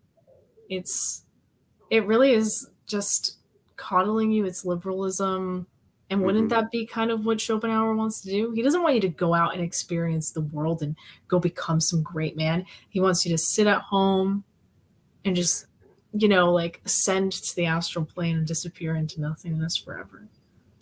well, not totally, but we'll get to the not totally in a moment. So Kundry, so various things happen with Parsifal. He is so there's a prophecy that Amfortis will be healed by the pure fool who knows through compassion, or something to that effect. And those words ring out throughout the play. And Parsifal literally means like the pure fool. Yeah, Parsifal, yeah. Yeah. But wait, one quick thing. In the 1992 version of the opera that I watched, you watched that one. That was the one you told me to watch. I just want to make a quick note. I was in disbelief when I realized that the actor that plays Parsifal is Parsifal. He is like 80s Trump energy. He does have that, yeah.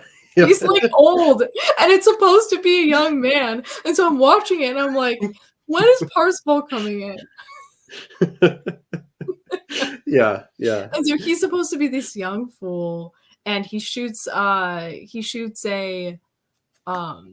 swan out of the sky, and everyone's like, what the heck are you doing? Like why are you being evil? You know, don't you need to develop compassion? And no, that's the will to life, you see, destroying others just for the sake of it. That's the point that's being made. Right, that he needs to make it very clear that Nietzsche's position is not acceptable with that. I definitely think it's a little stab at Nietzsche right there, potentially. Possibly. But so he witnesses the Grail ritual, and Parsifal at that point, he tells us later what happened, but he doesn't do anything. He doesn't heal the king, and so he's cast out. And so eventually he ends up at Klingsor's castle. When he says he doesn't feel anything, and then Gurneman's is like, I guess you just are a fool. Like, if you didn't feel anything watching this, then this beautiful scene with all the knights, and if you're not moved by this experience, then maybe you just are irredeemable. A But yeah, little a little stab at any audience member who doesn't enjoy the opera as well, I guess. yeah. Wagner's like, you're a fool. So I mean, even Nietzsche enjoyed the music, so you know you must be really foolish if you don't. Oh But yeah. he ends up at Klingsor's castle. He defeats the fallen Grail Knights with ease. And it should be said, as he's kind of wandering through the woods, we're told like he fought giants and things. Like he's a great warrior, Parsifal, even though he's a fool. And he's a bit like Siegfried, actually, from the Ring Cycle in many ways. Yeah. And so then the flower maidens of Klingsor's castle try to seduce him, and it's a nice kind of light relief scene, I think, from the seriousness of the opera. But things really get serious then when they've kind of failed, and Kundry emerges and tries to seduce Parsifal, compelled by Klingsor. And you correct me if you think I'm wrong on this, Gibbs, but she kind of begins by getting Parsifal to remember his mother and making him feel guilty for the fact that he left her, and because he left her, she died of sorrow. And so then Kundry kind of offers herself as like consolation, or you can, I think she even says something to the effect, you can re-experience the love that she showed you, or she had for your father, with me. And then like they kiss. Weird. And it's very you could say very Freudian and Oedipal. I was gonna say it's very sexually perverse. I don't know why exactly that's. I think maybe it's just to make her just seem incredibly awful. I mean, I guess that makes sense to try to tap into that mother complex. Do you think that that's what it is? Like, yeah, I don't really know what to make of that. It's, yeah. Well, I mean, it's an interesting comment, perhaps, on femininity, and like how there is a continuity in what's looked for. Maybe it's saying something about Wagner and his experience. I see. Well. Okay, yeah, that's interesting. It's difficult to say, isn't it? Because it doesn't, like, there's no exposition kind of. I thought that was interesting, but I didn't know what to make of it myself. And yeah, I thought though is in part, if you don't think about the weird mother complex thing going on, right, there is this guilt aspect, and this is something which Kundry herself feels. She's guilty. She feels that within herself, but she can't escape it. But as it goes on, Parsifal kind of rejects it, and Kundry continues to try and get him to have sex with her. And her kind of reasoning is, okay, I have this terrible guilt, but for 1 hour's relief, 1 hour's salvation, you can bring that to me if we have romance with one another. And even though I might be doomed for the rest of time, I'd rather have this 1 hour together. So there's a sense in which it's a through erotic desire being fulfilled, we can have an escape from our suffering for a short time at the very least. Yeah, and I wonder if it's kind of tying in with that with Parsifal. Sorry, I nearly said Siegfried again. I'm getting them confused. But Parsifal, there could be a sense in which she's drawing on that within him. It's like you feel this guilt for what happened, but you can get consolation from it through this, even for a moment. And I think there's some truth in that. If you look at the modern world, there's a lot of people who are I see. Feel a lot of this. Well, so is that feel just a lot of guilt in life, and who feel very negative about themselves, a lot of anxiety, a lot of depression. But yeah, at the same time, we have a very sexually liberal culture, and there is a sense in which it's mutually reinforcing. On the one hand, you can have this escape, this great moment together with another person, but then you feel guilty about it later, but the cycle continues, and you keep seeking for it. And I think a lot of our culture is grounded in that relationship between guilt and sex. Well, that would be what I guess maybe that would be just how she functions. That's what gets her into this mess of maybe that's how she continues the cycle, actually. I mean, isn't that what that means? Is that every man would give in to that. I mean, that's obviously what it is, but now I'm really thinking about it in the terms that that's a really good point. So the way that she breaks the cycle is at least one man is willing to say, you know what, that's not a good use of your body and your being, and I don't want to treat you like an object. And then basically it alchemically in her body, she learns her spirit's elevated because she realizes, oh, I've just been kind of coping with it's kind of like sex or alcohol, kind of like to like what you were saying, everyone's indulging just to kind of forget about what's really going on. And so I guess in her not getting to do that because someone finally denies her, she gets to experience something different version of reality or something, a different aspect of it, and elevates her. So yeah, that is far more interesting, because you're thinking about Parsifal's experience, and I wasn't really thinking about Kundry's experience, and that actually is very well done. Yeah. Mm-hmm. And I think you've put it really well there. And I did like Caravaggio's comment, which made me chuckle. But it's true. It's a kind of temporary release, but it doesn't really solve the problem until and that's why I think she has such scorn towards Amfortas, though she tries to help him. When she kind of passes him, she kind of sneers and mocks, like she has no sympathy for him, and it's because she thought he could be her salvation through, in a kind of paradox. She wants the sexual union, but she also wants that person who won't want it, and so she puts them in that situation. He falls into it, and so she doesn't get that redemption. Well, how could you truly be a king and be a good masculine figure if you were willing to do that to someone in such need? Somebody. Well, that's the thing, yeah.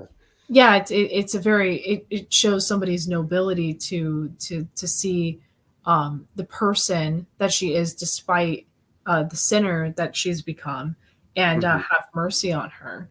And so I could see why, she would look down on Amfortas, even though she's technically the sexual degenerate that got him into trouble to begin with. But what noble king does that to a woman?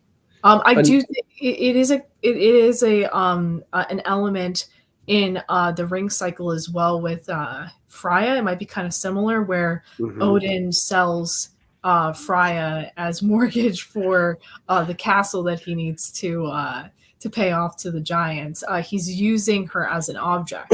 So it's similar. But yeah, sorry, you were going to say something. Well, I think that's a great connection to make, and it actually ties into the nature of compassion, and what you were talking about, the aesthetic approach to life. And maybe I'll start there and then move into it, because Wagner's drawing on Kant and Schopenhauer's view of aesthetic judgment.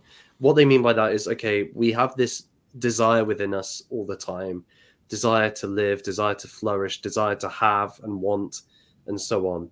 And so that generally manifests in things like, in a capitalist system, I want this thing as my property. I use this thing or person as a piece of property. So Wotan sells Freya as a piece of property. He doesn't value her as another being, as another other. She's just an instrument for his will. When we come to art, unless we are super cynical and in Wagner's view have a very Semitic mindset towards it, we actually appreciate it as a thing in itself. And so our desire is not moved by it in that sense. It's not something we're seeking as an object. We're appreciating it for its own qualities, indistinct of our own well-being, you might say. And so what is compassion? And well, Parsifal, as he's kissing Kundry, he has this kind of moment of enlightenment where he realizes what he's experiencing and feeling is identical to what Amfortas felt. And he bursts out, Amfortas, the wound, the wound. And it's this amazing, really like striking moment in the music. It kind of rips through the scene. And he has fellow feeling or fellow suffering with them. And so compassion, co-suffering, that's where it comes from. He is then able to offer sympathy. We often emphasize empathy, but Scruton makes this great point. Empathy is just understanding how somebody else feels. Sympathy is feeling with another person. The same thing, feeling for them. Klingsor has empathy. He understands what Amfortas feels and uses that to abuse him. He does the same with Kundry, right? He understands what motivates her, but he uses that to compel her to do awful things.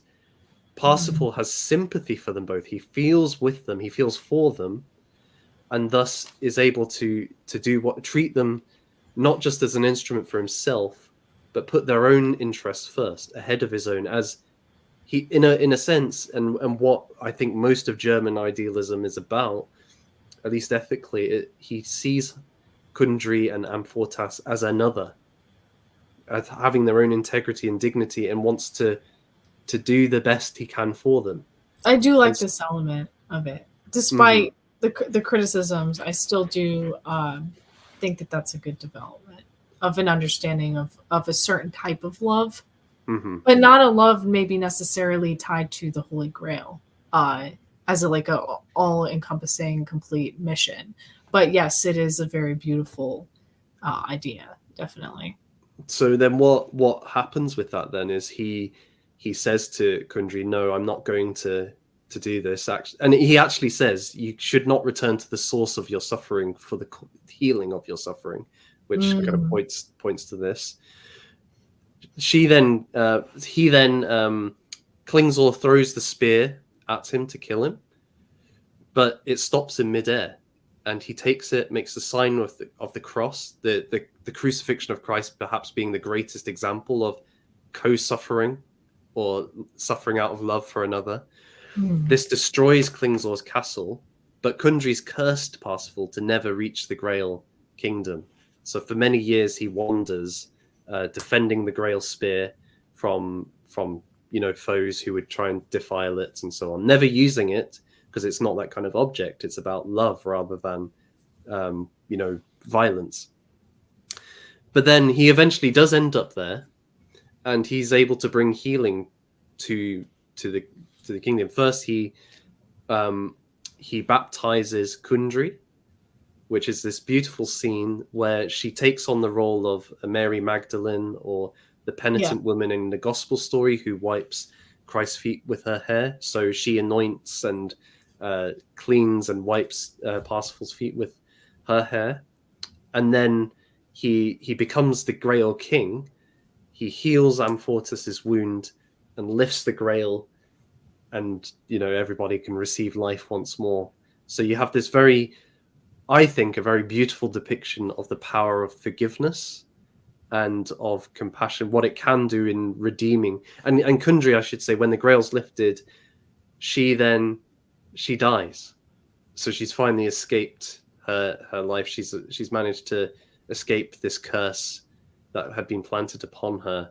She's received grace and found the rest that she so craved. But one interesting aspect before you can comment on all of it, but I guess one thing that I did find interesting is when Parsifal first arrives, actually he kind of collapses out of exhaustion, and Kundry offers him a drink of water, which revives him. So she, again, through her healing kind of efforts, through an act of charity, provides the means by which she herself will receive grace. So she is very integral once more. So it's not just Parsifal who's the hero here. Actually, she herself has shows compassion too, which then leads to him showing her compassion. So yeah, so I think it is quite a powerful resolution, and the only opera where the main hero doesn't die at the end, which is a good start. Yeah. But yeah, like, what do you make of that kind of depiction of compassion and how it fits in there, and so on? Well, I think compassion in the West has been, we've kind of expanded the definition. And that's kind of the thing that I was alluding to, is a bad result of this idea. But in this particular case, I do think that it's a lovely artistic depiction, and Scruton talks about it too. Mm-hmm. I think the first step in a lot of ways to falling back in love with people, even though I don't think the story is exactly right, I do think an element of getting back there is not objectifying. Not to sound like a liberal or something myself, but yes, objectifying people is definitely a part of the problem. Not seeing them as a being that has a spark of divinity in them. You're not going to be able to experience love if you're viewing people as objects. So in that sense, I do think that the story is done very well, and it's explaining that concept in a very beautiful way. I think as well. See, you were saying we've expanded the definition. I think of compassion. I think it's been watered down to something Sure. much less than what's depicted in Wagner, where it's an individual who.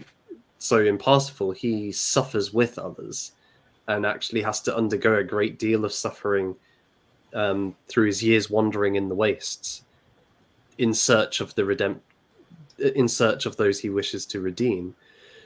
Whereas today it's very cheap, it's very virtue signaling. It's there isn't actually often very much care for the person who's supposed to be receiving compassion. Because if But there was, we would be thinking much more broadly about what's in a person's interests, and in the broader community as well, rather than Parsifal's interest in helping everybody in a real sense in that community. When people talk about compassion, it's very selective as well to causes which are, accrue virtue points, but people don't think about the consequences of certain actions and so on. So things, for example, like I would say, building a refugee center in a small village. So what you often find is that, okay, we're going to put like 200 men in this village. Okay, let's just say, for argument's sake, that is compassionate to those men. There's no sense of compassion to the village, where that's going to totally overturn their lives, and there's only like 500 of them, so it's a huge change. but maybe they don't deserve compassion, and that's that. Not everybody deserves compassion, even people who are poor, and chance has they got a bad luck of the role, or whatever, however you say that phrase.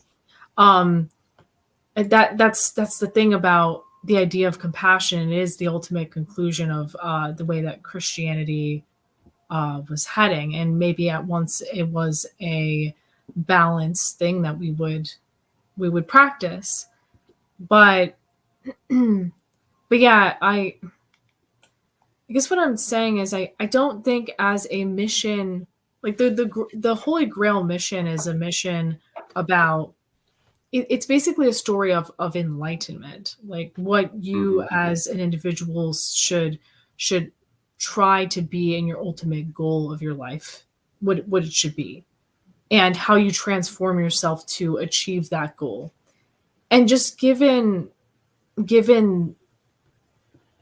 given that, I think making compassion the core focus of your life is actually going to, like, that's basically what the West has done. We've hyper focused on doing that to the point where we're giving compassion to other people who we think are suffering unjustly when maybe they deserve to suffer. You know, like, people that aren't a part of the West, they'll complain, oh well, if it weren't for my circumstance, then I would have everything that you guys have, so you guys better give me some as well. I mean, this idea, if that's the ultimate mission of life, which is what, you know, Schopenhauer, Wagner is basically placing as like the main element or the main reason for the Holy Grail mission. I don't think that that is, you see how that could be problematic, because if that's your focus and that's what ultimate enlightenment is. I think, though, again, I don't think that's what's being expanded is fully compassion. And if it was, in the way that Wagner and Schopenhauer are advocating, it would be far more revolutionary than what we have at the moment. No, it's problematic because of what the Holy Grail mythology is about. If you're renouncing certain aspects of yourself, you're deadening your ability to go out there and conquer, or to truly love, or to be the best artist that you can become, because you're so fixated on suffering. And when you fixate on suffering, now you're not really living. You're not taking on suffering to become something better. And that's why, as you know, like, imbuing that into the Holy Grail myth, which is about embetterment through, you know, your lineage and experiencing some sort of strife and struggle. Well, now they're removing that element from the equation, and that obviously is going to lead to the death of a group of people. You know, it's.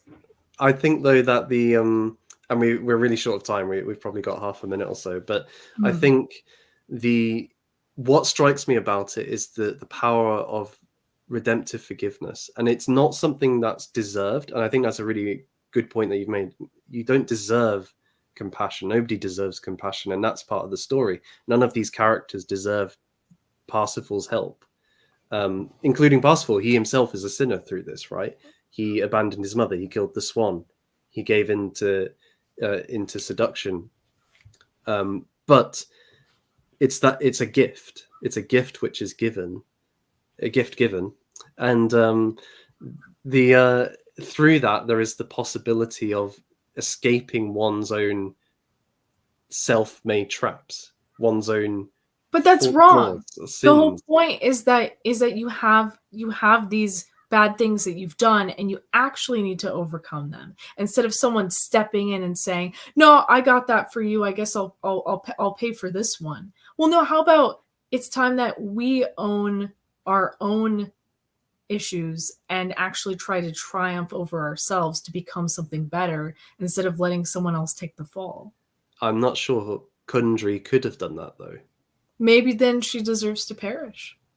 Well, on that note, I would like to thank you, Gifts, for a really engaging discussion. I think we've thoroughly really gone into Wagner and Parsifal, and we've explored maybe the different ways you can enjoy or explore this opera. But I would recommend that everybody go and watch it for themselves. It's very worthwhile.